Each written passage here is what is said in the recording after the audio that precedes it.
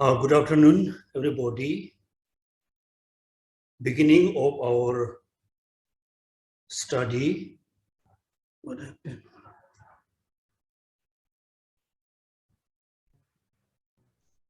Beginning of our study, please everybody generate the proper motivation, which is the true concept of bodhicitta.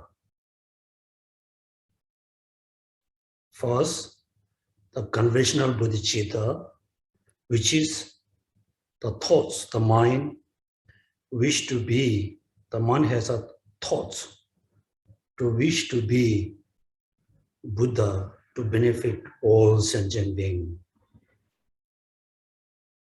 In order to achieve Buddhahood, we need to be free from, we need free from ignorance.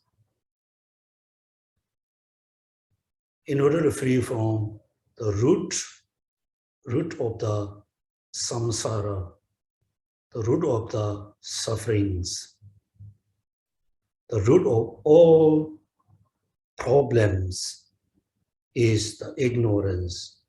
The second, we have a strong motivation, aspiration for achieving Buddhahood through realizing emptiness.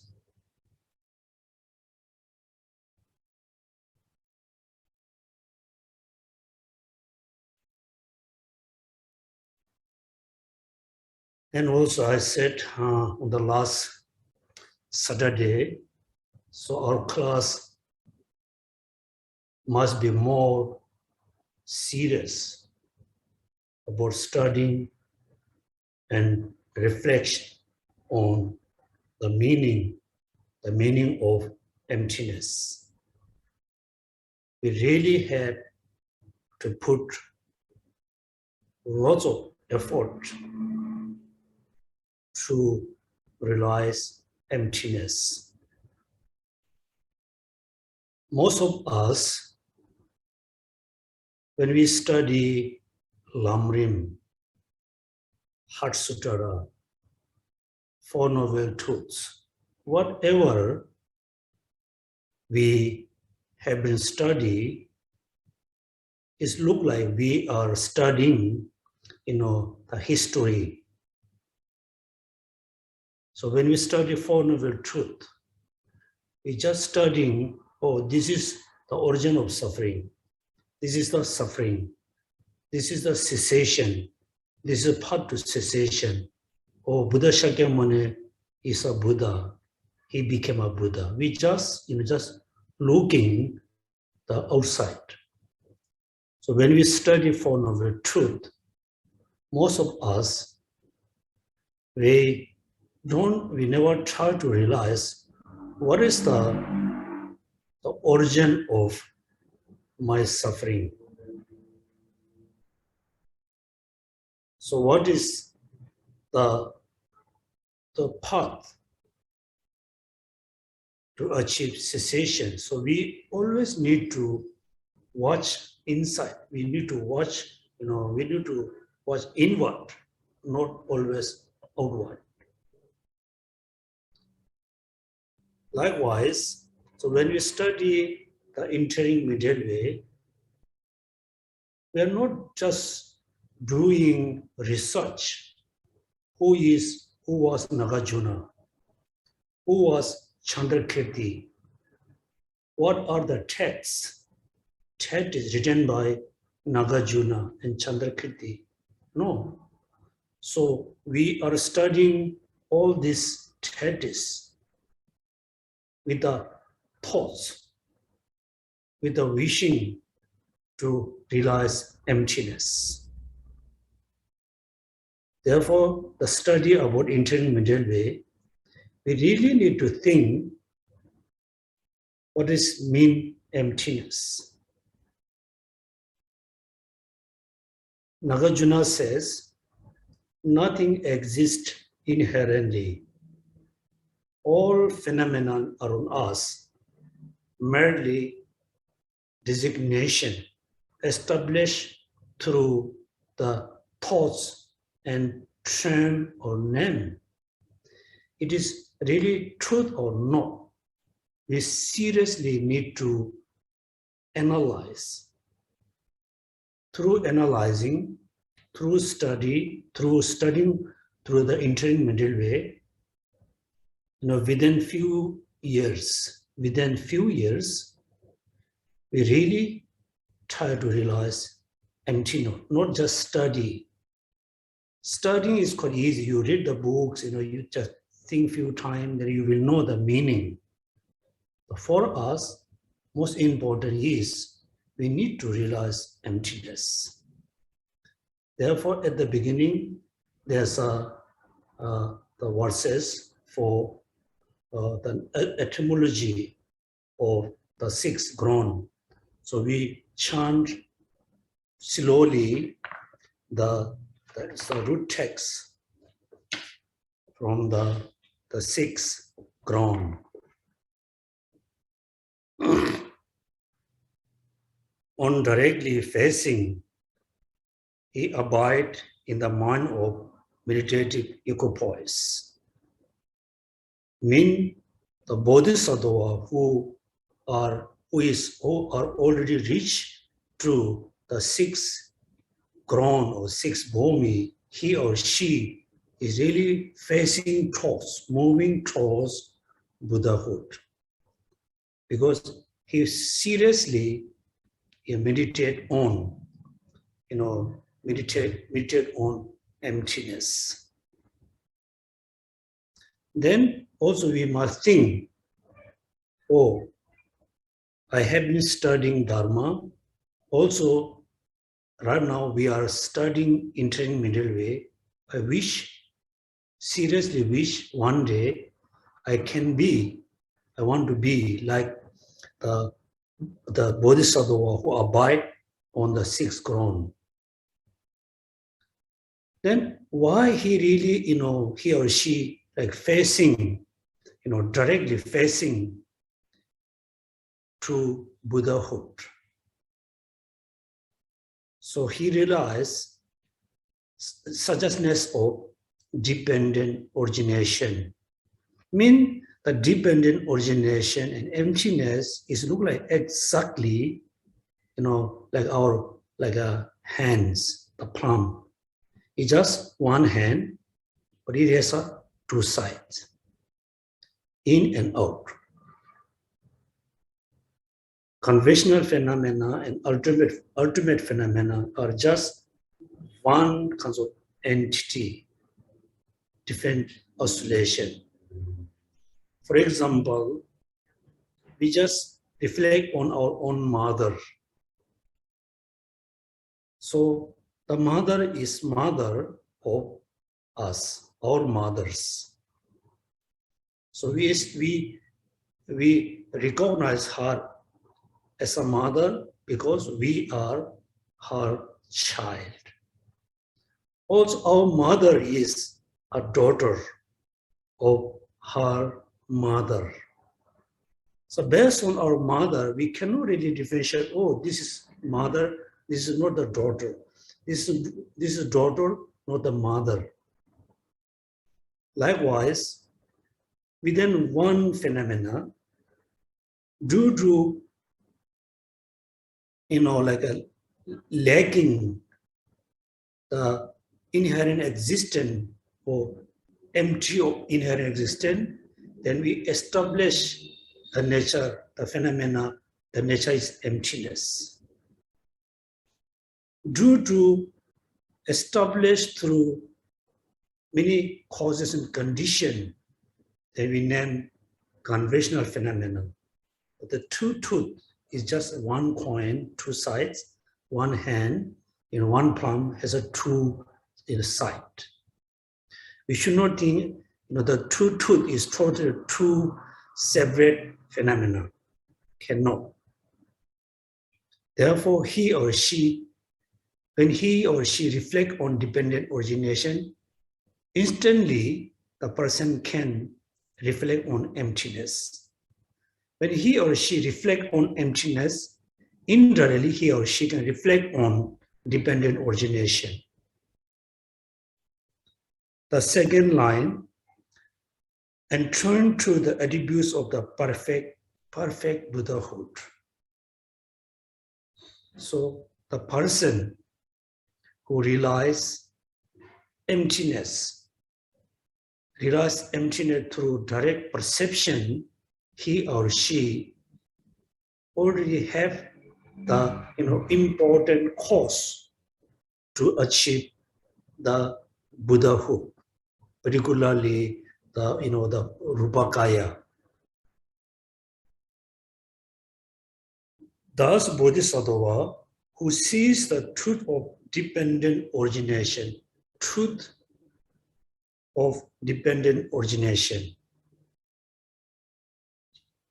attain to cessation by dwelling in the wisdom. So this is why we name, the manifest or direct facing towards the Buddhahood. Also, direct facing, the mind is direct facing towards emptiness. The second stanza are the keys to the wisdom of realizing emptiness. So you can follow the paths. Just as a single man with eyes can easily lead a group of blind men to their desired destination. The analogy is the blind group of blind men. Then the man who has who has eyes. Right now we are all group of blind people, blind person. We believe ourselves, I am very intelligent, I know everything. Whatever we know all the mistaken thing, all the wrong things. Therefore, we are look like totally blind person. For example, when we think about impermanence, when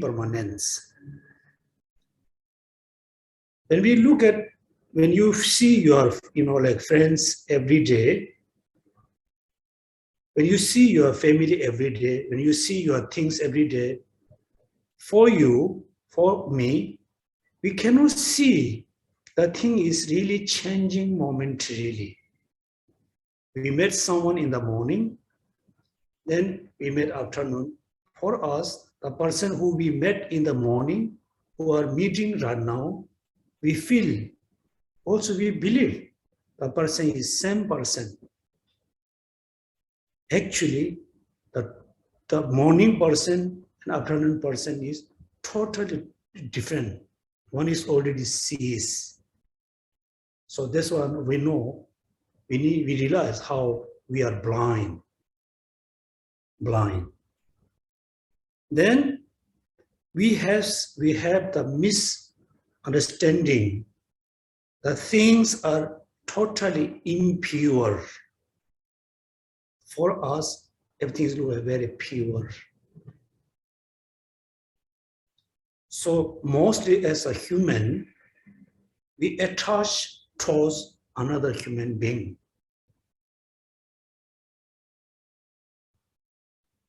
So when our mind attached to other human being, that moment for us, the person is look like so beautiful, so pure.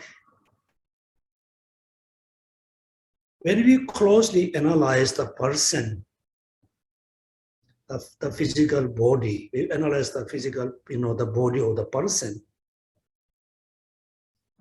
There's not any, small piece, part of the body, we can say, oh, this is so pure, this is so beautiful, this is so awesome. No. Therefore, we are blind.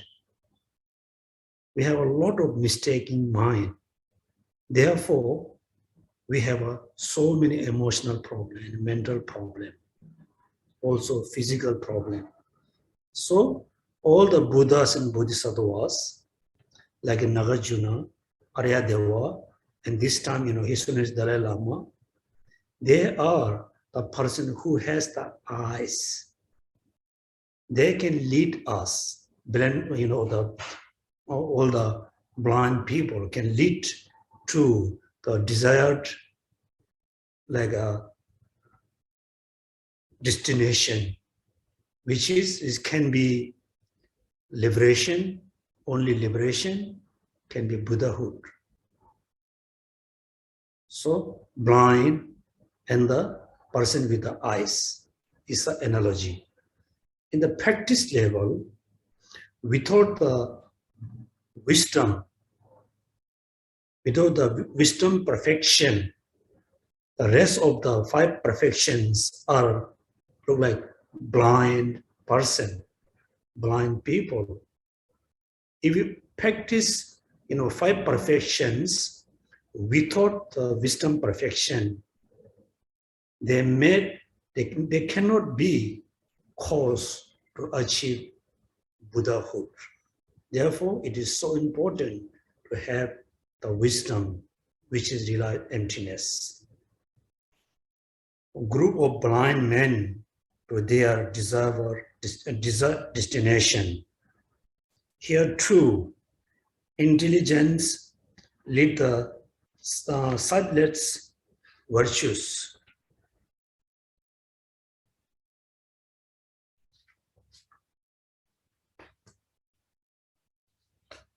And guide them to the conqueror state. So this stanza is praise to the wisdom, right? Praise to the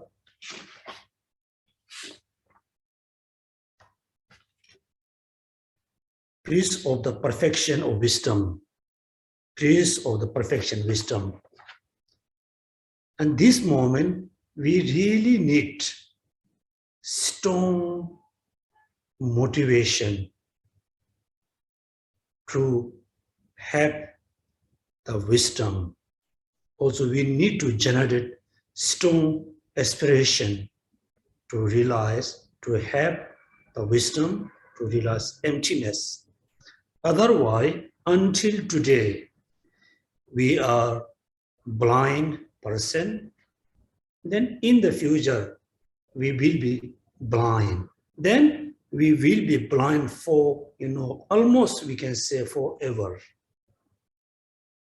We don't know when we will have the opportunity to hear the emptiness, to have the opportunity to study about emptiness. So if we lose this opportunity, then we lose the opportunity, look like forever. Therefore, I said we have to be more serious. Then the next stanza, 6.3, how, the promising to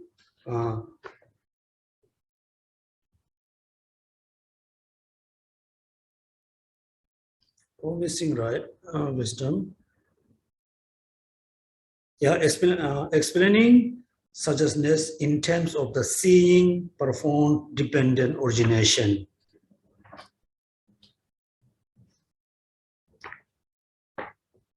One who has realized the utterly profound truth.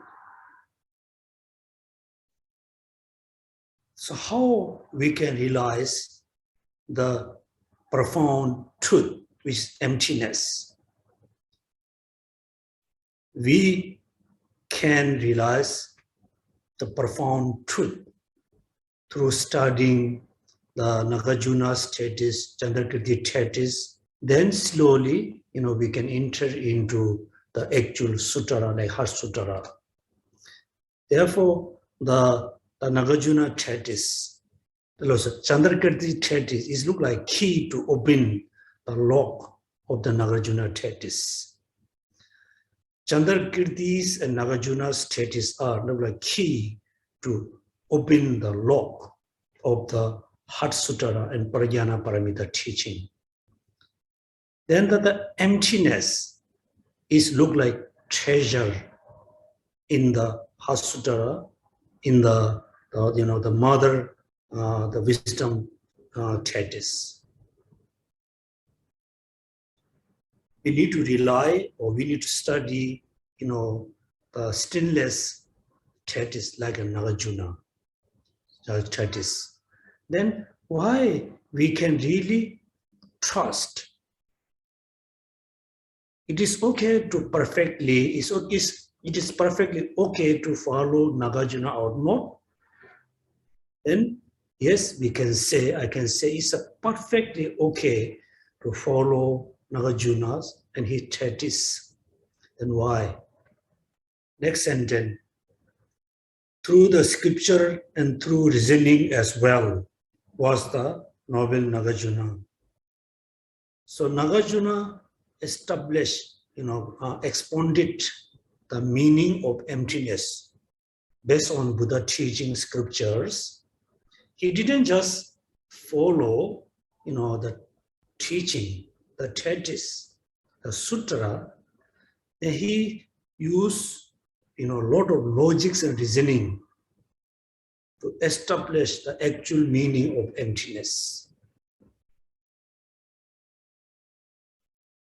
Right? Therefore, even though Nagarjuna, when he, expound or explain the emptiness, he was very carefully explaining emptiness. First, he studied all the Buddha's sutra, particularly the Wisdom Sutra, he read, and he did a lot of study, a lot of analogy, used a lot of logic. Then finally, he found the actual meaning of emptiness. Not only that, in the Buddha lifetime, Buddha also mentioned in the future, right, in the southern, the coconut land, one bhikshu come named Nagarjuna. He will reveal my, the tradition. What's the novel? So I will expound here. Who? Chandrakirti. Chandrakirti is saying, I will expound here his tradition as it appears in his treatise. There you see, I will explain, I will expound Nagarjuna's tradition as appears in the treatise. He was saying, I'm not going to add my own, thoughts on my own idea.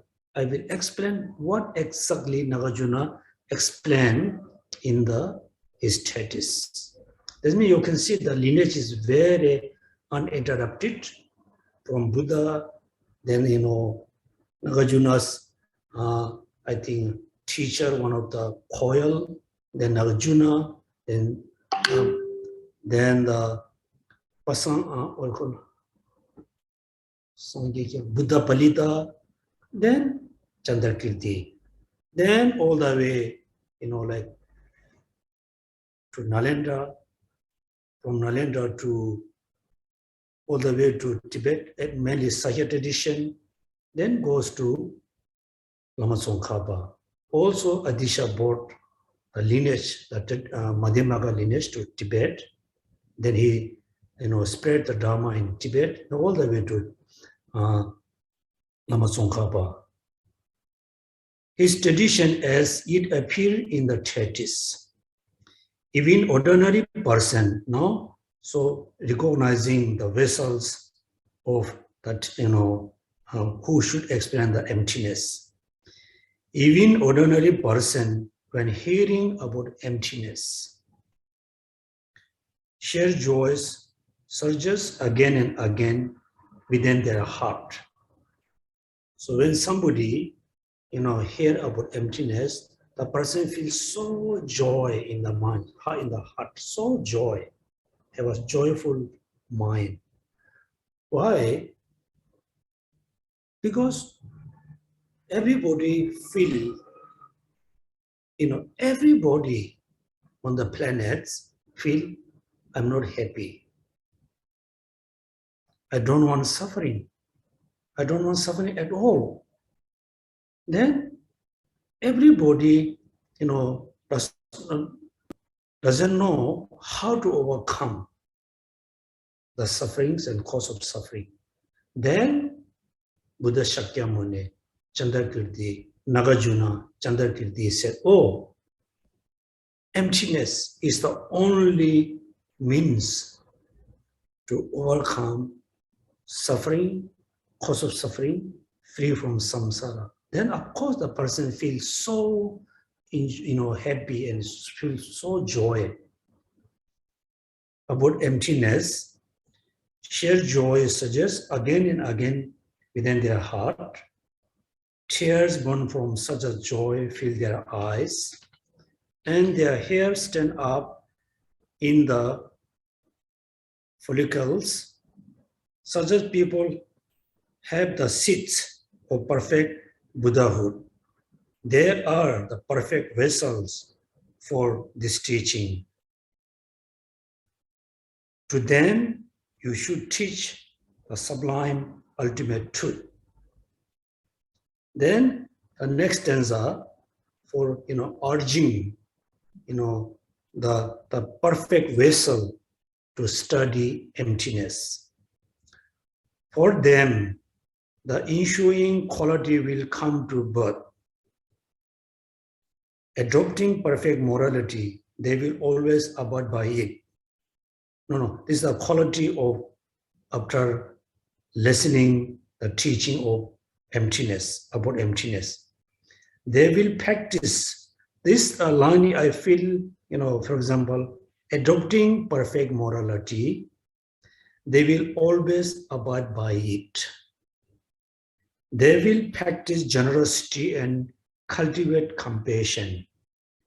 They will practice forbearance and will dedicate thoroughly the virtues to freedom of all being.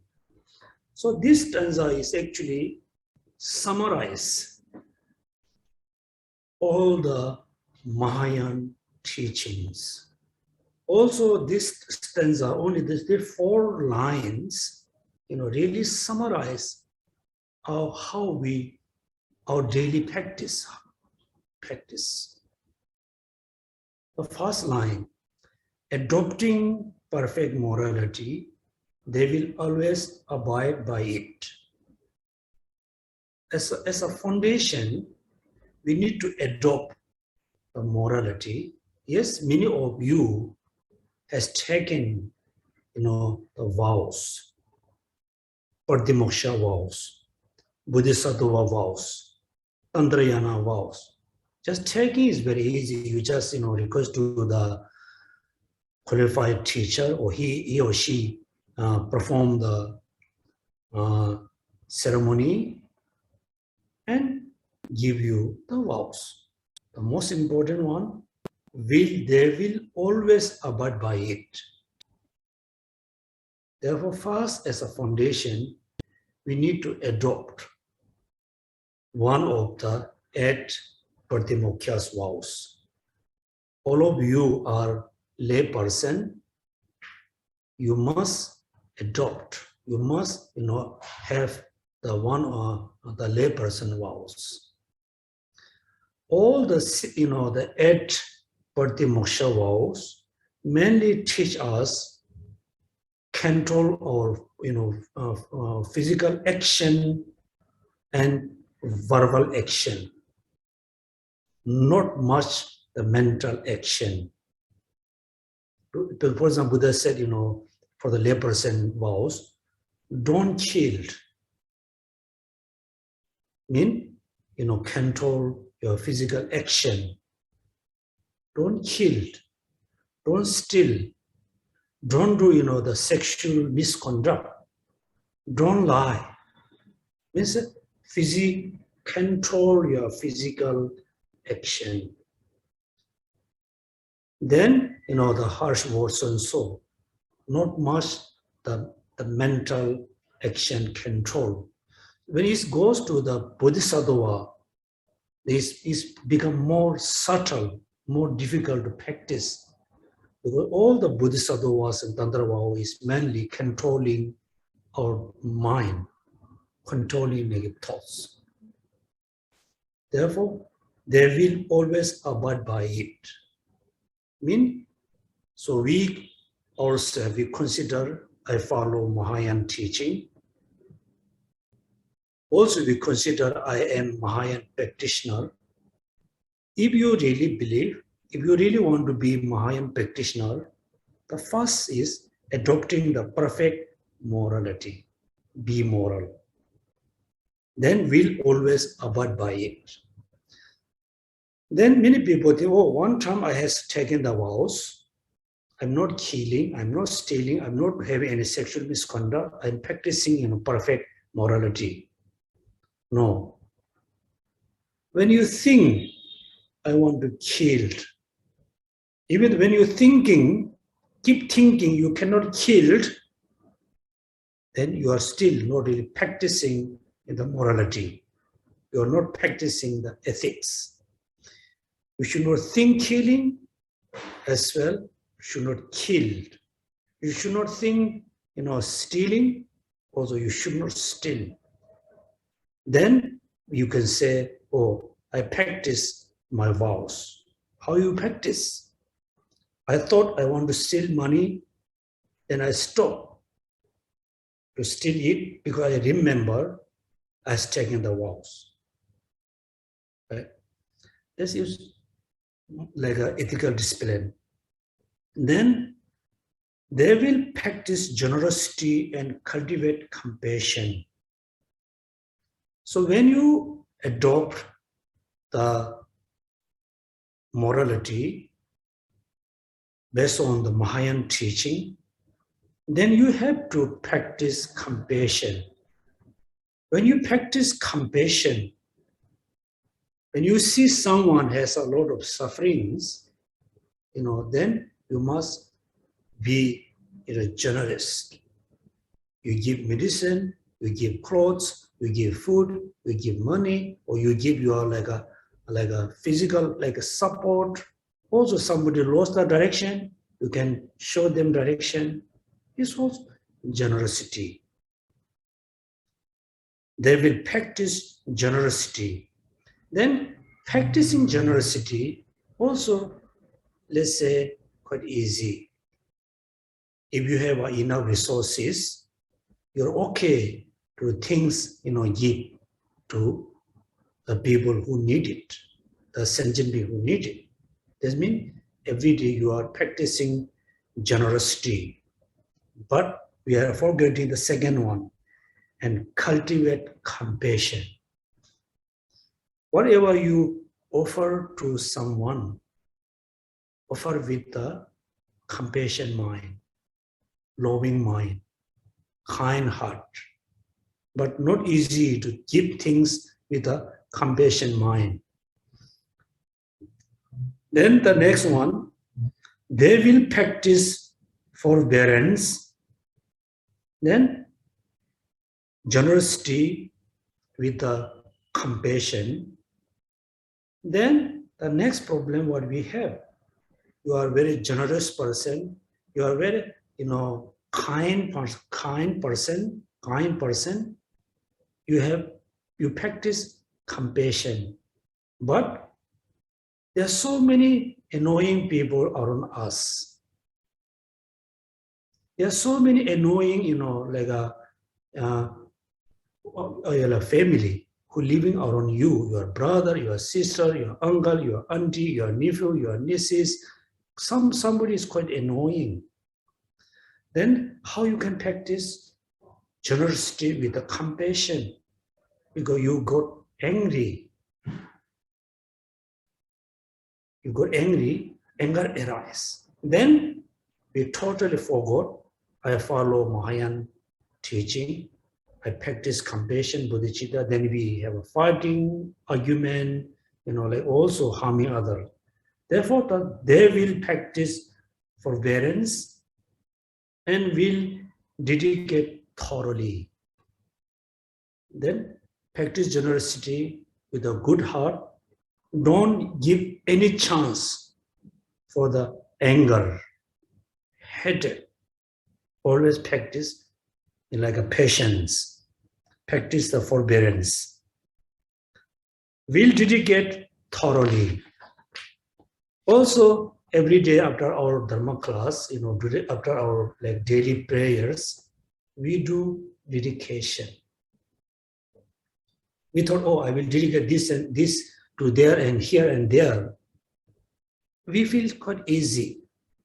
If you really believe through your study, through recitation, chanting, meditation, like an offering, if you really believe you have, the great amount of merit, you have a, lot of merits,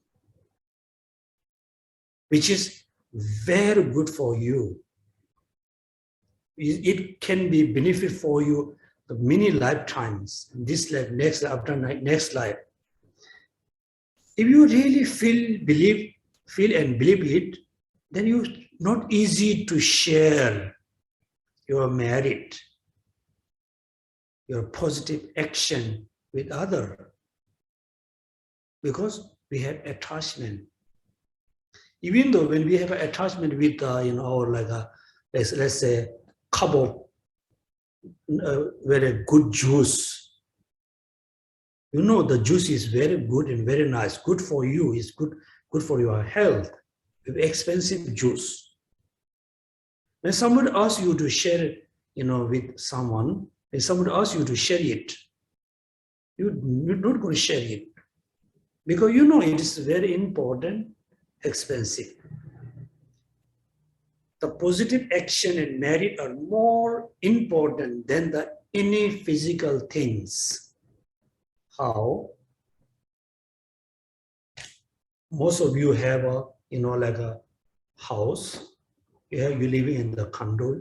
You're living in the HDB. You have a car. You have a money.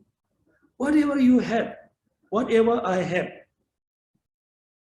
When I died, when I'm leaving this world, when I'm leaving this physical body, can I bring any of the physical thing which belongs to me, belongs to you? No. No need to use any logics. We can see, some of your relatives passed away 2 years ago, last year, last week, day before. When the person died, everything's there. He or she could not carries anything. Only the positive action and the negative action go with you. Now you realize, oh, the positive actions are very important. I can use it in this lifetime. It can go with me next life. It goes with me all the way to Buddhahood. Now you want to share the positive action. Yes, you can say I will, because you cannot see the action, the positive action. You cannot see the important. Therefore, you are quite easy to say, I'm happy to share my merit, positive action. Are you happy to share your room? Are you happy to share your car with someone? Are you happy to share your property? No. Why? You can see these are important, valuable thing. Without this thing, you cannot survive. Therefore, you have attachment. You cannot share. Therefore, the last one, we think, easy, not easy. They will practice forbearance and will dedicate thoroughly their virtues to freedom for all beings. For me, this 4 line is the really summarize, all the Mahayana practices, include bodhicitta, the wisdom perfection, Buddhahood, dedication. Therefore, please you memorize this stanza and chant few times and practice morality, practice compassion, practice patience, practice dedication. Do dedication.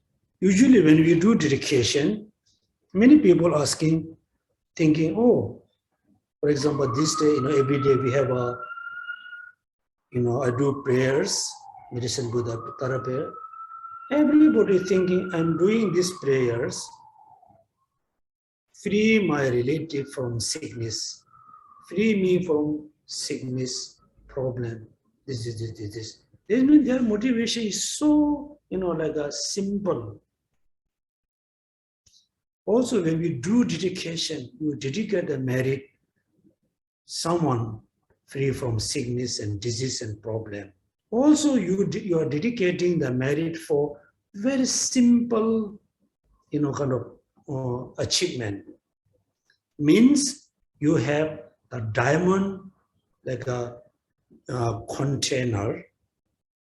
You are using the diamond container as a trash bin. Trash bin. Will you? No. When you have a diamond like a cup, you're not going to use the diamond cup to put your toothpaste in the toilet and bathroom, because this is very important. Same way, when we dedicate the merit, we should not dedicate for simple achievement. We say, I dedicate the merit for becoming Buddha to benefit all sentient beings. I dedicate my merit, whatever merit I have accumulated, I will dedicate for generating bodhicitta, myself realizing emptiness, myself becoming Buddha. Then you think, oh, I'm quite selfish. I'm thinking everything I'm dedicating for becoming Buddha myself, generating bodhicitta myself, realizing emptiness myself. You think I'm very selfish. No. Becoming Buddha actually aim to benefit others. Then the bodhicitta, wisdom practicing, is mainly aim for achieving Buddhahood. That means you are saying in achieving myself Buddhahood, actually you are mainly focusing to benefit others. Therefore, this 4 lines is look like totally summarize all the Mahayana practices. Then next 6.7. Now urging Nagarjuna and Jadakinda really urging or requesting, like the people, the perfect vessel person must study emptiness. They will revere those who has aspired to perfect awakening, gaining mastery of way profound vast. Such a person will gradually attain the ground of perfect joy. So all those who thus aspire, pray, listen to the path. Right? That means first we need to check, are we the perfect person to listening, the teaching of emptiness or not. So today we study about the vessels and the quality which arise to the perfect vessels. So we always need to remember in our mind when we're thinking about emptiness, it looks like we are studying with the various, big risk. Big risk. If we fall into one of the extreme, is dangerous. When we fall into the annihilation, then based on having the thoughts, nothing there, then slowly we say no karma, no next life, no Buddha, no Dharma. Then we top up so many wrong views. Due to all the wrong view, we born into lower realms. There's a very risk. There's a serious risk to study emptiness. If we fall into the absolutism, yes, there's no risk to born in lower realm, but there's a serious risk to permanently remain in samsara, because all the practices can be caused only to born continuously in samsara, higher realms, all the things. Therefore, when we study, we really have to follow in the middle. Remember, if you don't know how to catch the snake, even the person is a very very good to, the person is very good to catch up snake, little mistake, you can see the person has a risk to, give his life. Sometimes people catch up the snake, the head, sometimes the finger go little down, then the snake can bite. We need to catch up the perfect, the point. So there's a risk. Then second, remember the analogy, even though you are reciting like mantra to achieve something, if you don't, recite the mantra with a proper kind of, like motivation or proper way, also the important mantra can cause to your life.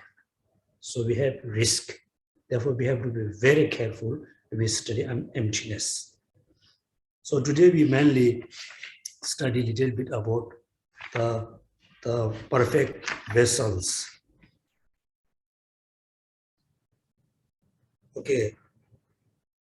Explaining suggestness in terms of the seeing, profound dependent origination is a 5 parts. Promising to explain the profound truth, finish. Identifying those who are the vessels for explaining the profound truth. Then the way higher quality ensure if suggestness explained. First he said, I will explain emptiness. In order to explain emptiness, Nagarjuna or Chandrakirti Buddha Shakyamuni need to recognize who is the right person to explain emptiness.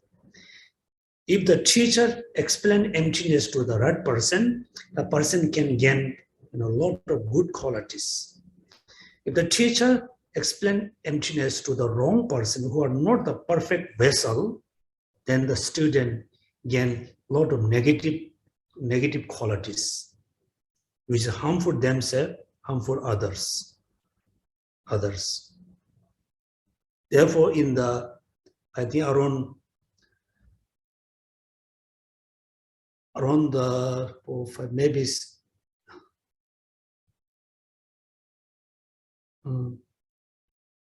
let's say maybe 11 or 12 centuries.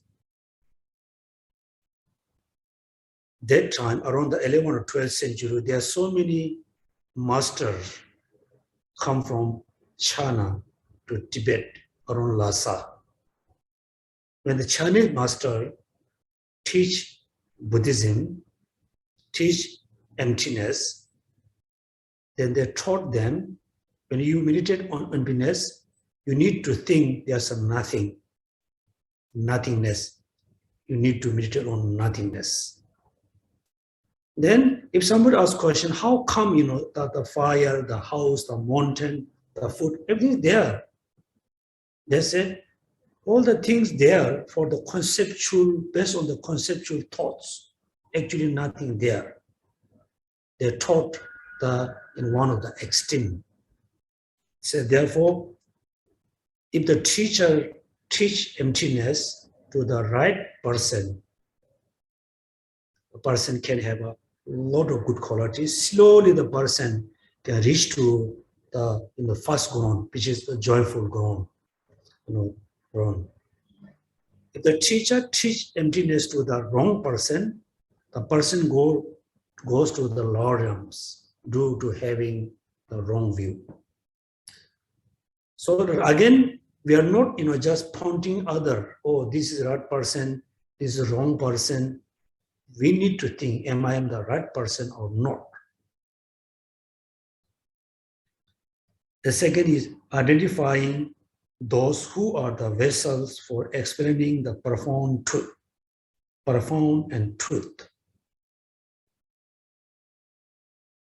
The way higher quality ensued if such as is explained, urging those who are stable vessel to listen.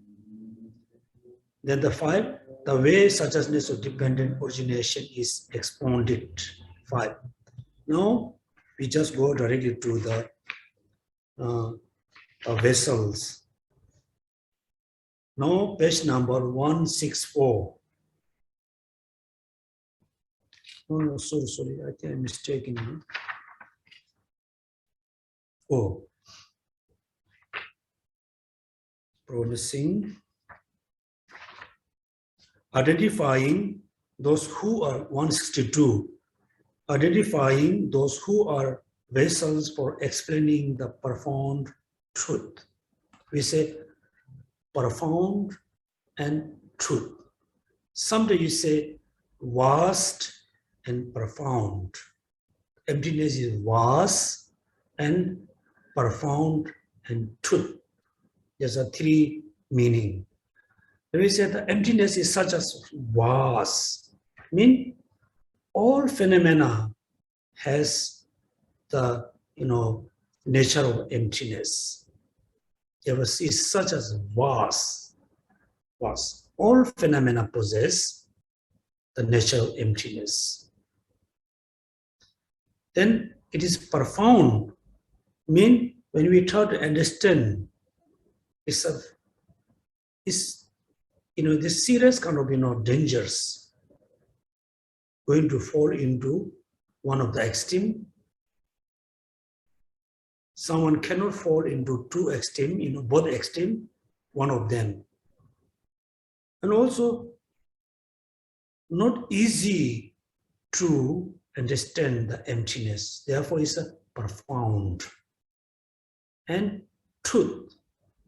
Mean this is the emptiness, is the suchness. Mean this is the actual truth of all phenomena. All phenomena. Profound truth. As for the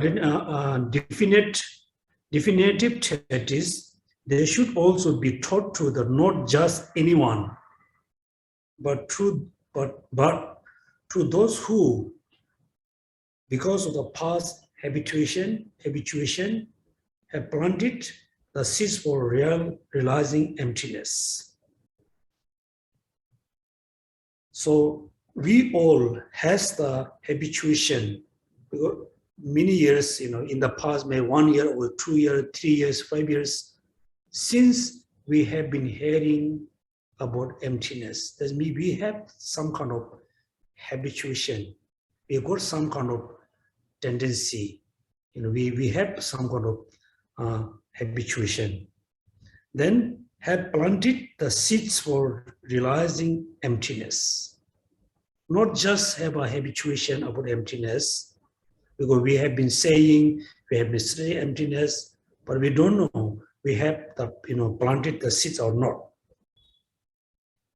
Otherwise, others, even if they listen to the treatise, the person, the emptiness, will suffer grave injuries, consequently, because they are plagued with the distorted understanding regarding the emptiness. They have the habits to, to lessen emptiness. If they don't have the right seats to realize emptiness, then there's a dangers. Because just keep listening emptiness, then finally there's a distorted view, wrong view. Emptiness means nothingness. So when we listen emptiness, look like we are watching like a kind of a movie. We are enjoying. We are not just watching a movie. We are very much enjoying watching the movie. So this analogy is quite, I think, easy to understand for us. When you analyze the movie in the like a movie theater, when you analyze, then there's no such as enjoyment there. Without analyzing, you just watch the movie, you can have all kinds of emotion, happy emotion, sadness emotion, disappointment, so many emotions arise just watching the film, the movie. When you analyze, oh, actually I'm mistaking that everything is, come from the projector, is a projection. Then there's no attachment, there are no anger, there are no like disappointment, because you realize the truth. But when you analyze, you cannot say, oh, when you see the person on the movie, on the wall, on the screen, you cannot say those are not there. Those are not there. But we are mistaking the projector person is the real person. The projected, like a flowers, a rivers, the environment is a real. Therefore, we attach. When they are fighting, someone won, someone lost, then we have all the happiness and sadness, because we are mistaken. Those are actually real thing there. So when you study about emptiness, you look like just watching a movie. When you're watching a movie, you can see all kinds of things there. You can have all kinds of emotion. That means everything exists conventionally. Things established. So that means you are like watching one of the truth.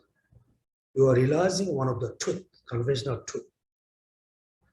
So when you analyze the projected like image or the movie or the water or mountain or people, when you analyze, then you realize, oh, there's not such a thing there.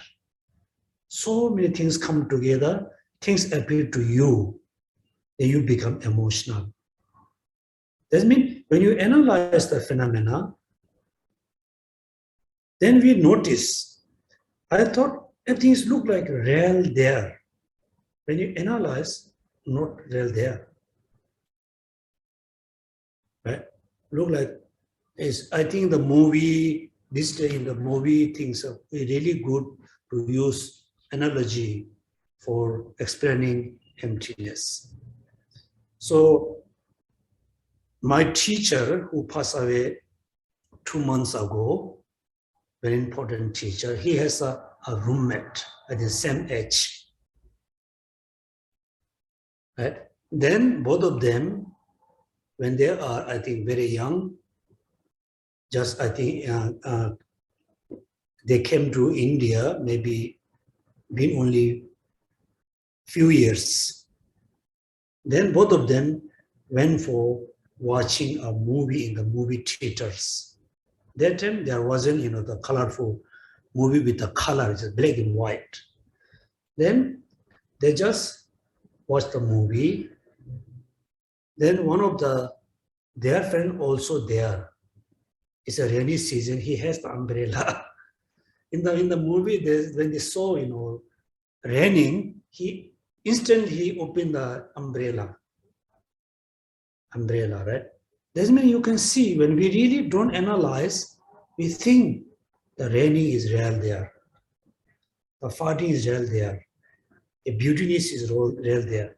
Because the person open umbrella, he thought is raining. He thought the projector, the projected raining is real. After finished movie, then my teacher's roommate said, Buddha lifetime, there was a movie. The film is the best analogy to explain emptiness. Right? Therefore, if we don't understand exactly the meaning of emptiness, just listening for meaning of emptiness, the teaching about emptiness for many years, then finally you thought, oh, nothing there. Nothing there. Because when I analyze, I cannot find. Therefore, nothing there. That means you have a distorted view or emptiness, the meaning of emptiness. Not just listen, you need the sit to realize emptiness, realizing emptiness. Even if they listen to theorists that present emptiness will suffer grief, injurious consequences because they are plunged with distorted understanding regarding emptiness, such as grave enduring consequences will transpire like this. Some being unlearned will forsake emptiness and will depart to the lower realm. Right? If you have a distorted view, which is nothing, emptiness means nothingness, then you goes to lower realm. Some will apprehend the meaning of emptiness for intrinsic existence in a distorted way. Then somebody, have a kind of little understanding. We cannot say nothing there, nothing exists, nothingness. There must be something. Then again, they try to understand emptiness mean emptiness of intrinsic existence in a distorted way. All of these phenomena are non-existent. They do not exist at all. They will thus apprehend the mistakenly and the wrong view, disparaging all the phenomena of cause and effect will be fast ingrained and hold on to will come to the increase further and further. In relation to this issue, Chandrakirti comments on the following stanza. Emptiness view mistakenly, drawn those of the fact, so weak intelligence, like a snake, wrongly hold, as the spell wrongly incented. So this I just explained that we need to know exactly what does mean emptiness.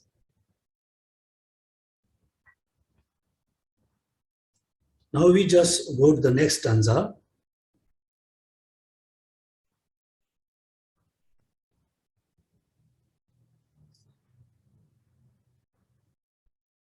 Here he says that to not fall into the extreme of disparaging conventional truth, one must not slight the reflection like karma and its effect, and so not fall into the extreme of refining ultimate truth. One must seek karma and its effect only in thing with a no intrinsic existence. So in order to free from the two extremes, when we reflect on emptiness, you're able to establish, you're able to accept the cause and effect. Within the emptiness, you need to reflect on cause and effect. Then you're able to overcome the nihilation. then one must say karma is effect only thing within the intent, with no intrinsic existence. If you're able to establish the cause and effect within the empty of inherent existence, non-existent inherent phenomena, then you're able to overcome from two extremes. Here, the analogy I will use is actually taught by, I think, one of the Tibetan masters, Gongthang Rinpoche. He used a very nice analogy. For example, you met a servant of the palace. So he has done his, one day job he done. He stopped, like today's job. Then you ask to him, what are you going to do for tomorrow? If you ask this question to the servant said, I don't know. The servant reply, I don't know. Mean you need to know, oh, whatever he does, he doesn't have a freedom to do. He need to ask someone. Right? If the servant say, I don't know, mean he's not saying I'm not going to do anything for tomorrow.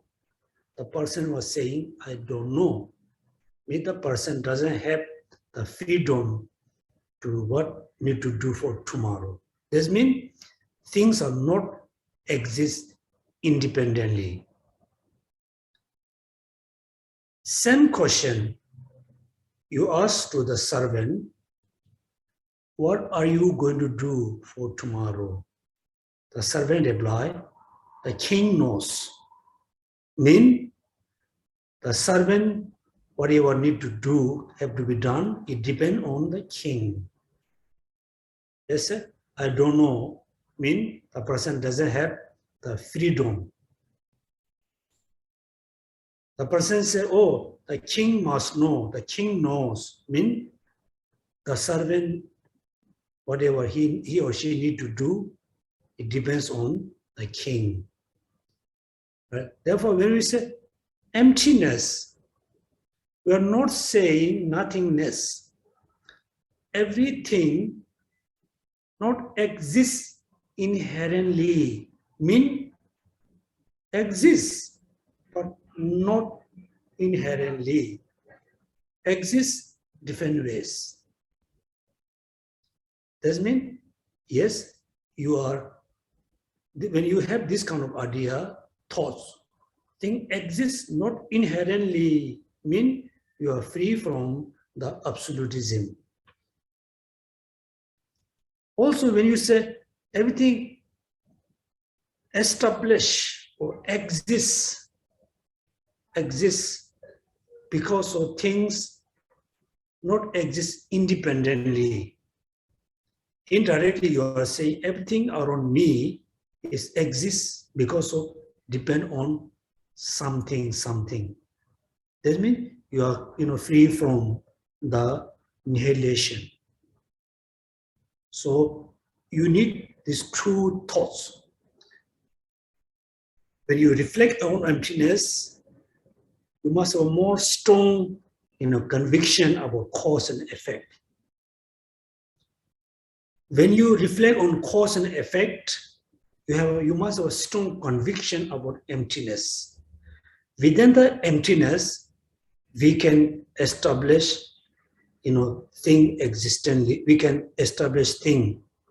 Without emptiness, thing exists independently. We cannot establish anything. Therefore, this is the page number 163. The first paragraph is important. Please, everybody can read few times.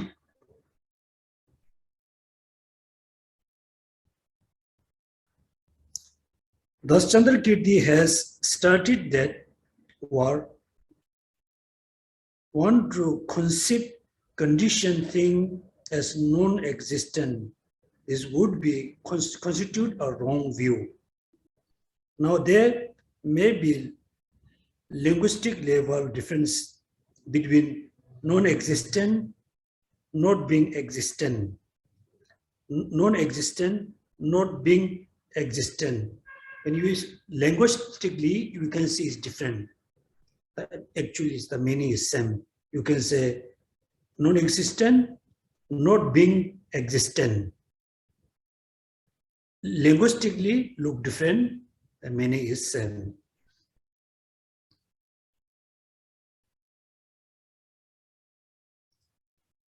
Now you just move to the second paragraph. Chandrakirti explained that some who are not sublime and listen to the teaching of selflessness only end up going to the lower realm because of the tendency to either dismiss emptiness or gain the distorted understanding of it. Even though you are not sublime or you are not the right person to listening about emptiness, listen to the teaching of selflessness. Again here, according to the Pasangika, emptiness, selflessness, suchness, empty of independent existence are synonymous. Who are not sublime, the listen to the teaching of selflessness only end up going to the lower realm because of the tendency to either dismiss emptiness, gain the distorted understanding of it. Thus, both these responses are described as leading to the lower realms. To gain the distorted understanding is to apprehend the meaning of emptiness in nihilistic terms are not existent. Now, regarding the individual who lack of the power of intelligence to appreciate the extremely subtle point, yet possess the evidence concise of having such an ability, if they engage with the forever in the false determination of the mere words related to the profound truth that lies clearly beyond their capacity, it will bring grave, injurious consequence. Again here, if you really don't have the kind of ability or capacity to understand emptiness, then still you insist to listening the teaching of emptiness, then finally you will have a one of the nihilation view of on nihilation or absolutism. Both of these no good. Then what should we do? Oh, most of us when we try to understand, we don't understand. Still we push ourselves, no good. Then what we should do? I said in the past, even though you offer a light to Buddha and Bodhisattvas, offer a light in front of the Buddha, we just wish you offer the light for realizing emptiness. You offer the flower or incense to the Buddhas and Bodhisattvas to have the ability, to have the wisdom for realizing emptiness. Even though when you give a food to the poor people, in Singapore you don't give food to many people, but still when you give a food or the fish, dedicate giving food to the fish for realizing emptiness, you need to accumulate merit. Then just directly thinking, emptiness, I said very simple, you reflect on a phenomena, any phenomena, like flower, how the flower is really grows, how the flower is really decays. Its grow depends on the right causes and condition. It change, it decay with the, again, the right causes condition. That means thing arise depend on causes condition. The flower can arise or germinate depend on causes condition, the right amount. Then you think, oh yeah, the flower is actually arising, established, depend on causes condition. Then you second thought you should think, yes, I know the things arise from causes condition. Then why this is a flower? Why this is an apple? Why this is a mango? Why? Because the mango and the apple both arise from causes condition. So how we can say this is apple, not mango? This is a mango, not an apple. So how we can say these two are different? Now you can come to the designation. When you open the mango, open the apple, you cannot see this is the point, because this is the point, then we can say this apple. Oh, this is the main point, then we can say mango. Then it comes to the designation. Designation. The merely designation. So you, with a lot of, merit, you reflect on the simple phenomena. Then slowly, gradually, we will go to realize emptiness. We need to, especially carefully with the matter such as this. We really have to, carefully study on emptiness, carefully reflect on emptiness. There's a very, serious risk to fall into one of the extreme. One may ask, it seems to be difficult, therefore, to determine who is the appropriate to teach emptiness, and who is the not appropriate to teach. So how does one make such a determination to indicate that this can be made on the basis of external sign, the texts? Then how we know who is the appropriate person to teach emptiness? Who is the not appropriate person, teach emptiness? How we know? Then there's a general sign. Even ordinary person, when hearing about emptiness, share joy suggests again and again within their heart. Tears born of such a joy fill their eyes, and their hair stand up as their follicles, follicles. I'm not sure how to read. Such as people have the seeds of perfect Buddhahood. They are the perfect vessel for the teaching, this teaching. To them, you should teach the subtle, ultimate truth. This is the external sign. Right? And also, we should not think, when I hearing, the teaching of emptiness, I don't have any sign. Yeah, we don't have any sign. We don't really, feel very joy. We don't really, tears come our eyes, because we didn't see the importance of emptiness. For example, let's say, we are suffer for many years due to one particular sickness. We suffer for many years with a particular sickness. So you are very unhappy for many years. Then one day you met a doctor. The doctor said, hey,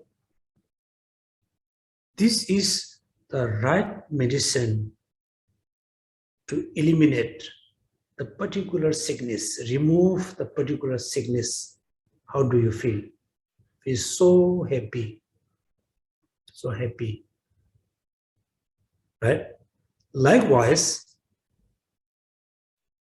we have been saying samsara, suffering, cessation, Buddhahood. We just verbally saying samsara. We just saying renunciation. We don't have a renunciation. We are very happy in samsara. Very happy.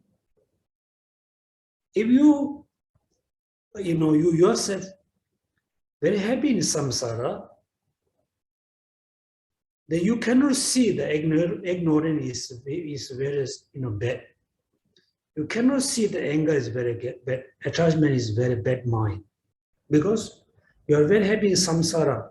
All the cause which is samsara, you are very happy. Therefore, we are actually lacking, not having the right understanding of the samsara. Do you remember in the last Sunday? Oh, I think the precious jewel, right? If you don't have a right faith, a right view, still you are, trying to do dharma practice. Means you are walking towards in, the jungle, thick forest, having serious, scary snake. So when you in the thick jungle, which has a lot of snake, definitely you will have a lot of suffering. So first we need to know the actual nature of samsara. In nature, not referring to the emptiness, thing of samsara. Samsara not referred to the place where we live, like Singapore land, Malaysia land, Thailand, European, the land. The land is just piece of land. But the water is just water and fire, air. We are okay with them. But mostly we are not happy because this body. Am I right? This body. I said in the past, almost 99% all the facility we need is mainly for this body. All the clothes, this body. All the food and drink, this body. We care very much this body, but still we have a lot of disease, sickness, COVID-19. If we don't have this physical body, then we don't need food and drink and clothes. We don't need to worry all the sickness, disease. Then, even though you are physically, let's say I'm very healthy, physically healthy, but aging is there. The death is there. When we died, if it is the last kind of, the ending of our life, there's no need to worry. After we die. There's no any other life. And next life, still we need to possess the same or more, worse body. Therefore, until we possess the physical body, which is made of flesh and bones, or even though the formless being, they don't have the gross form, they are quite happy for short time, but they will come back, have to possess this body. Therefore, we need to know the truth, or the truth of suffering. Truth of suffering. Since this body we possess this body, we don't actually have a happiness. How we possess this body? Karma. How we accumulate karma? Because of the attachment, anger, ignorance. Even though we accumulate positive action, the positive action produce better samsara, but still the nature is samsara. Therefore, we need to think, I want to free from this physical body. I don't want this physical body. Therefore, I need to cut the root, which is ignorance. Then the Buddha Shakyamuni say, hey, if you want to be free from suffering, I have important practice, which is emptiness. When you hear this emptiness, you feel so happy. Today, we don't have any feeling because we cannot see the emptiness is very important because we don't see, the actual nature of samsara. We are very happy in samsara. We are very happy in samsara. Therefore, we don't have the sign.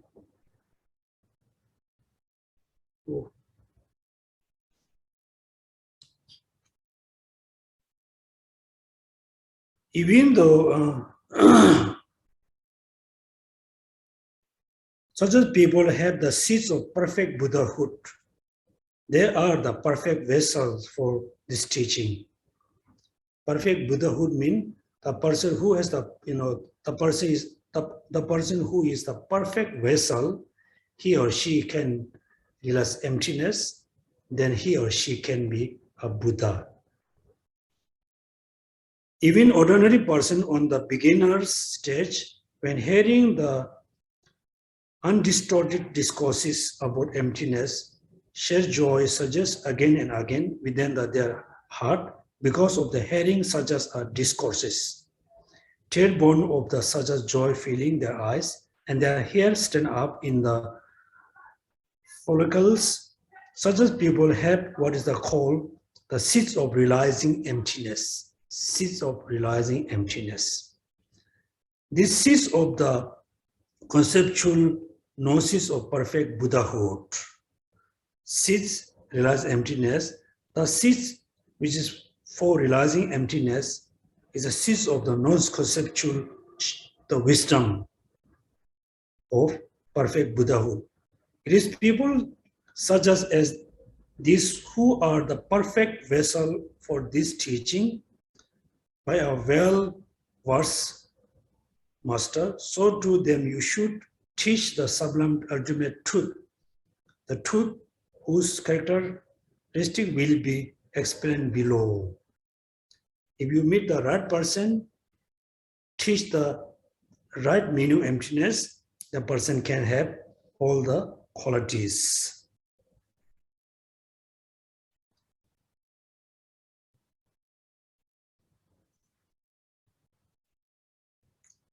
Then in the next paragraph, the point here is that if one sees this physical sign emerge on the basis of true convergent fact, true, that the person hear the discourses on emptiness, that he understand what is being heard, that such a sign indicate unmistakably that the person is the stable vessels, not just hearing about emptiness, and the person quiet, understand the emptiness. Then, based on this true convergence, listen, understand, then the sun is there, the person is the right, the vessels. Because as a human being, I think human beings are the one of the beings who become very easily emotional. Other creatures like dog and cats, I don't think they are easily become emotional. For example, we human beings, when we meet, very famous like a Lama or Rinpoche, whatever he or she teach, we believe we become very emotional. Due to the emotion, people feel so joy, people cry, the tears come from your eyes. These are just listening the teaching, you become emotional, but you don't understand. This kind of sign is not the unmistaken, sign. You listen the teaching from the, Lama or Rinpoche or teacher, listen the teaching. When you reflect on the meaning, you penetrate the meaning, then you feel joy. This is the unmistaken sign. So make sure these two convergence true. That the person is stable vessel. In contrast, if the person does not understand the meaning, or even if the sun does not arise, one cannot determine of the time being that he is stable vessel for the profound truth. Even so, if he adhere to the dedicate for his sublime teacher, such a person may in the future become the stable vessel to deposit numerous new potency for realizing emptiness. If you don't have this kind of thing, please don't worry. You do proper, like your daily practice, all the daily practice you dedicate for realizing emptiness. For example, we everybody know the story of Milarepa.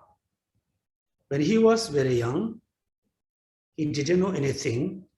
He did such a horrible kind of, negative action to kill many people. Then, when he reflects his action, he have a so strong regret for killing all the people, destroying all the corpses. Strong regret.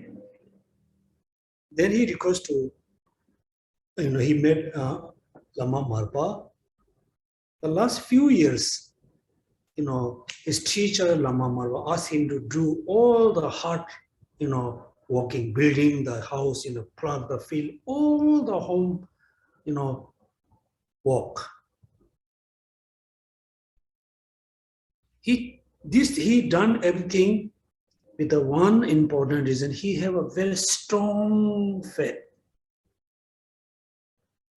Remember in the precious jewel, faith and wisdom. Among these two, wisdom is the chief, but the faith is the kind of prerequisite. Mean in order to have a wisdom, we need a faith. Right? Therefore, if you really want to realize emptiness, you don't understand, please don't worry. You do the proper dedication, proper dharma practice. Mean whatever you do, fully dedicate for realizing emptiness, like few months. Therefore, in Tibetan tradition, before the person doing the long retreat, they do 100,000 prostration, 1,000 mandala offering, 100,000 mandala offering, 100,000 prostration, 100,000 Vajrasattva practice. Mean accumulating merit, purifying negative karma. When the person actually doing, retreat, the person is very quickly realizing emptiness. Things come very fast. Then the way higher quality issue if suchness is expounded. Right? Okay, I think it's almost 4:30.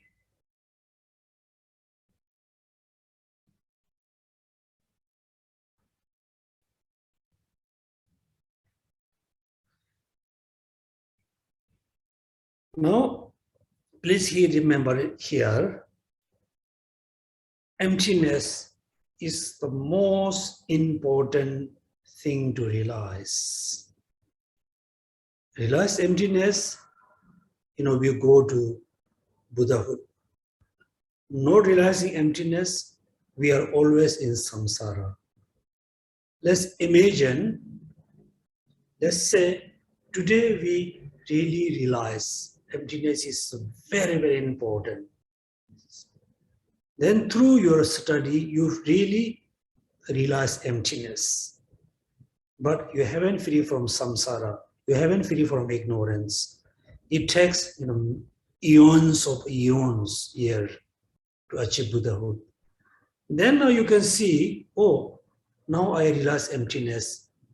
I cannot be Buddha in this lifetime. I have to go through many lifetimes. Therefore, practice morality. Practice generosity in order to continuously have the higher realms, morality. In order to have excellent resources, practice generosity. In order to have a right quality, practice the forbearance. In order to have a right component of like a forbearance, then in order to practice the actual Mahayana path, practice compassion, then all the daily action, positive action, you dedicate to benefit all sentient beings. Now you can see the order, right? For example, let's say, this year we had iPhone 13. First, before we buy the phone, we didn't think about the skin protection, the cover, we don't think. After I buy iPhone, we know it's very expensive. Then second, we need to buy the cover, the skin protection. Then we need to buy the handle to carry around your body. Then we need to buy all the things. Because we know, if I have this one, I must protect the phone. Expensive. If I realize emptiness, I continuously need to practice emptiness to achieve Buddhahood. I need to practice morality. Otherwise, next life, I'm going to break my practice because I will be born in the animal realms. Therefore, now you can see all the order will come. Okay, this is the discussion. For the quality, what quality will arise, you do as a homework. Then next, we just go directly. Let me see the.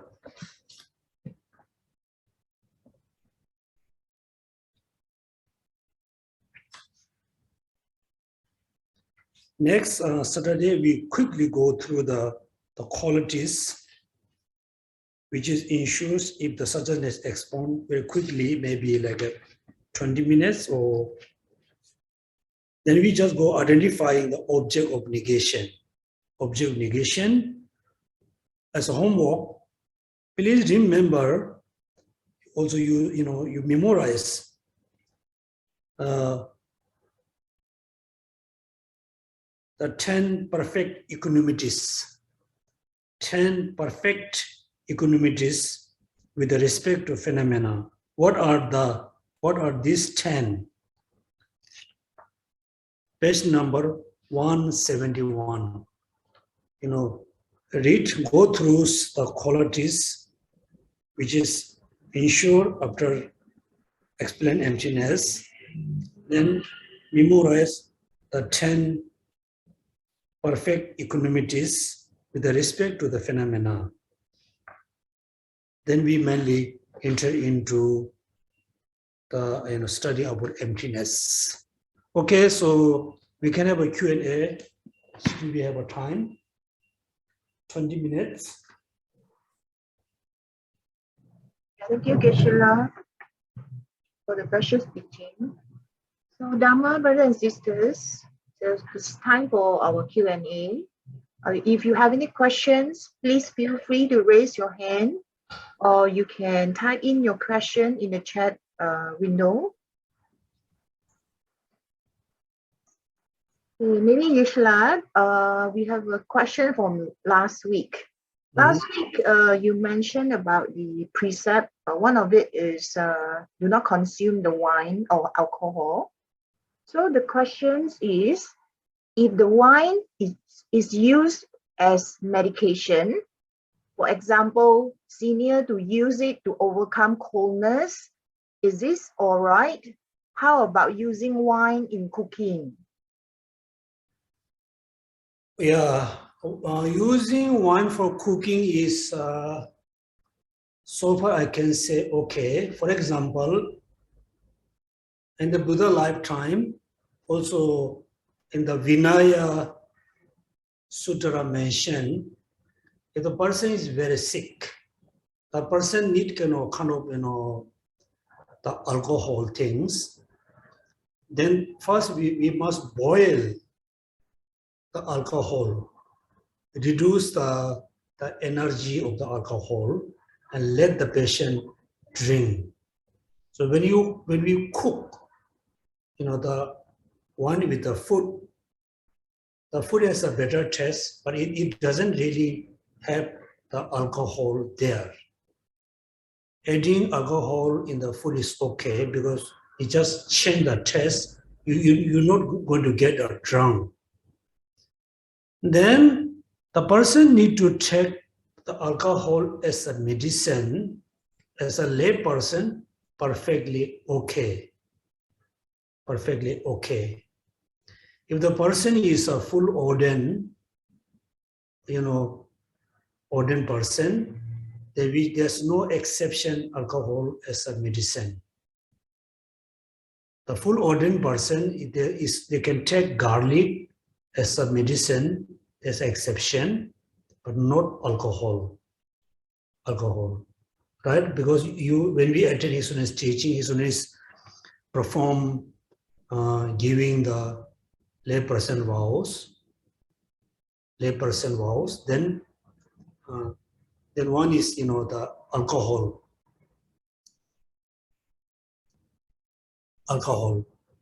After he done the ceremony, then his teacher explained, oh, you should not kill this, you should not drink alcohol. Then the Tibetan old man said, I don't think I can stop, taking alcohol. The student's teacher, Rinpoche, please take little, right? And should not drink until you get drunk. Yeah.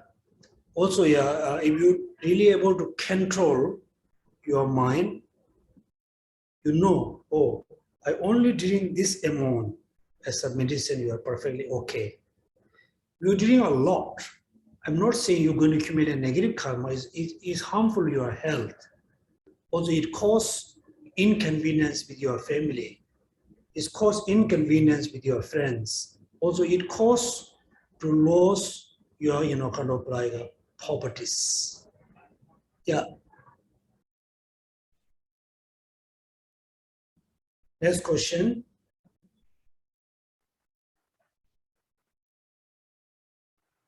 I think everyone needs some time to think for their questions. So now I don't have any.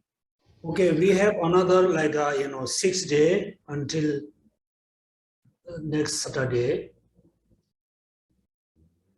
I know many of you doing, every day you need to done a lot of recitation, chanting, this sadhana, this recitation, this recitation.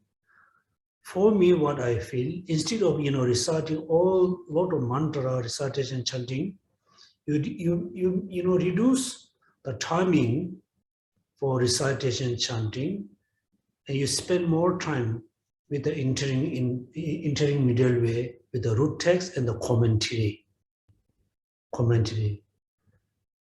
Because since we interested in Buddhism, actually all of us have been reciting a lot of mantra. We chant quite a long time. We do a lot of sadhana, but we can feel I don't really change. We can feel my anger is still there. Sometimes we feel my anger has become more stronger. My attachment become more stronger, because all our daily practice not really become, antidotes, one of the negative thoughts. Our daily practice is the, right dharma or not, right practice or not. It's quite easy to realize. If you become more peaceful, happier, less anger, less attachment, then your practice going to go a right direction. If you don't feel, your own negative things is reduced, minimized, is sometimes become more stronger, that means your daily practice not going the right direction. Therefore, when you spend more time with the intermediate way on the commentary, then you can feel, oh, my attachment become lesser. I become more flexible. My anger become more weaker. Otherwise, just do, like you do whole day chanting recitation, you cannot feel the transformation. Other people also cannot see you are changing. You has changed. Therefore, spend less time for recitation, chanting, spend more time with the reading the root text, commentary, then reflect on the meaning. Mainly, next few months, we need to reflect on the emptiness. We need to spend time on emptiness until we're fed up. Next question from Sonam. Geshe, there is these Chinese questions over here, so I'll try to translate over here. The students is saying that, thank you, Geshe, for your precious teaching. You have been teaching us to observe, to analyze ourselves. Yes, I have followed your lesson and try to contemplate and observe myself. But to tell myself to be more loving kindness, to have more loving kindness, understanding. But what I discover is, it is easy when we are, what is that word? Oh, it's easy when there's nothing happen. But when situation arise, it is spontaneous that the anger just arise. For example, okay, this person says that there's a situations when things breaks at home and he immediately shouted, and the persons that break the things is her mother. So he find it very disappointing, despite studying contemplation for such a long time. When situation really happen, he kind of like lost all the practice. Seems like all the previous practice, contemplations, everything is go in vain, is useless, because whatever that learned during nothing happened, it sounds so good. But when real situation happen, anger immediately arise. So in this instance, the horrible thing is she immediately shouted at her mother. So she feel very bad, and and feel disappointed and start to doubt that study is the practice is really in accord with the Dharma. Is her understanding correct? And if not, how to correct this part? So can Geshe please give advice? The question is quite long. Actually, if I summarize the question, she was saying daily, she practiced Dharma, like compassion, patience, and tolerance.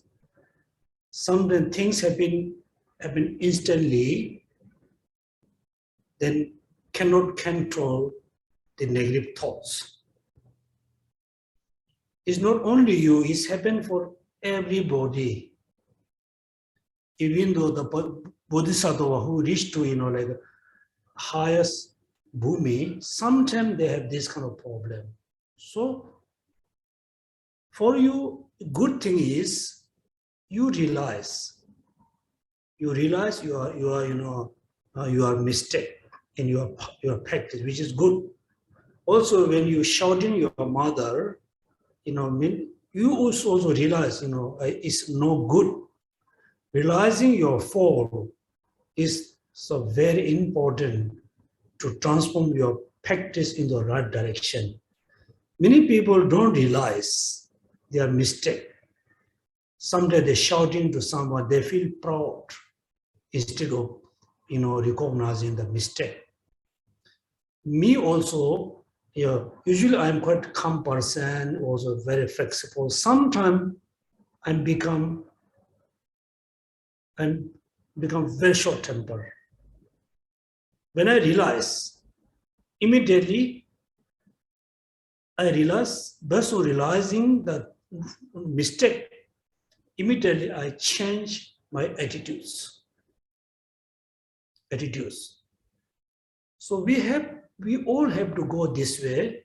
First, we need to realize our faults and problem. After we realize, we should not feel just disappointment, feel very unhappy. We should think, oh, I realize next time I can be better person. Therefore, in Tibetan saying, when your stomach is very full, the weather is so, very pleasant, when you sit in the, very nice environment, you look like you are very high practitioner. No anger, no disappointment. You look very high practitioner, right? When the negativity things happen to you, then your attitude is immediately changed. Mean you are not the good practitioner. Also, when we reflect on our daily life, we need to reflect quite deeply. And also we need to learn how to react very quickly, very fastly and quickly. So we have problem. We don't react very quickly. We react after few hours later. That's so difficult to change. This one, I think, quite long question. We will discuss next time. So your question, please you summarize. Maybe look like few parts there. So definitely next Saturday, so we can have a time to discuss. Yeah, next question, Geshe. Mm-hmm. Could you kindly explain how one transit from understanding dependent arising, which is the conventional truth, to realizing emptiness, which is the ultimate truth in daily life?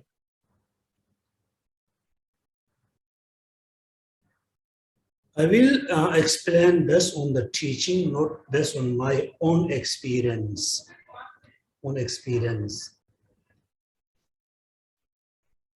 So, if you're able to reflect, when you reflect on emptiness, when you really reflect on your mind on emptiness, in a proper way. Here we need to say directly, indirectly. Otherwise, there's a dangers to have a misunderstanding. When you meditate on emptiness, that means your mind is just, stop the inherently existent on the phenomena. I mean, the cup is empty of inherent existence. Your mind just hold this point. The cup is totally empty of inherent existence. You should not think the cup is conventionally exist. This means you have a big misunderstanding. When you meditate on emptiness, you just stop to thinking. You just mainly think the cup is empty of inherent existence. There's an analogy in the Tibetan language. If somebody asks you, are you taking meat? The person says no. You just understand, yes, the person is not taking meat. Oh, he's not taking meat, but he's taking garlic. He's taking other food. No. Your mind, you just understand, yes, the person is not taking meat. Then your thing is just empty of inherent existence. Should not think, not exist inherently, but exist conventionally. Therefore, when you meditate this way, when you reflect on the emptiness, oh, the thing not exists inherently, you stop, you negate inherent existence right there. Directly, you negate the inherent existence. Indirectly, you need to think, still the thing is there. Things are there. When you think, oh, everything is existent phenomena, then indirectly you think, still the nature is empty of inherent existence. So this one, I think, is come, I think, after few classes. They establish the true truth as a one entity. Quite clear? Thank you, Geshe. The next question is, can Geshe please explain why wisdom of emptiness are related to cause and effect? What is the Please explain why wisdom of emptiness are related to cause and effect. wisdom of, are you talking about the wisdom? Wisdom or emptiness. How we understand with emptiness, how it relates to cause and effect. There, I think this you need to remember. Such emptiness of what was let me see in the root text. I said you remember this word. There's a word on the sixth ground.